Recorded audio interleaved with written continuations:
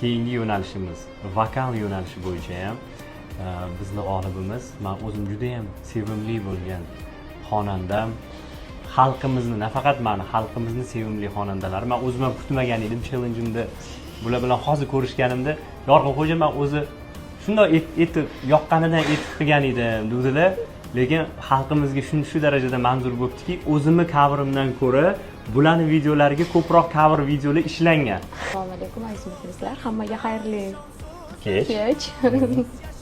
Men kutmagan edim, rostdan ham kutmagan edim. Salomat bo'ling opajonim.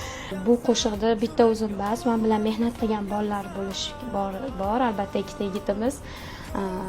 Ular uzoqroqqa ozgina qo'shni davlatga chiqib ketishdi. Afsus, meni olib ketishmadi.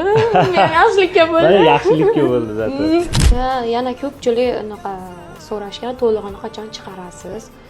Men qo'shiqda egasi emasman, qo'shiqda duet chiqarib yuborish kerak. Ana yashi, mana duet qilib, to'lig'ini duet qilib, balkim duet qilib chiqararmiz deb men hali e'lon qilmadim, lekin bugun e'lon qildim. O'shanga nima deyishadi? O'rtoqlar, mana shu taronamiz mana opam bilan birgalikda bitta shuni chiroyli duet qilamiz-da.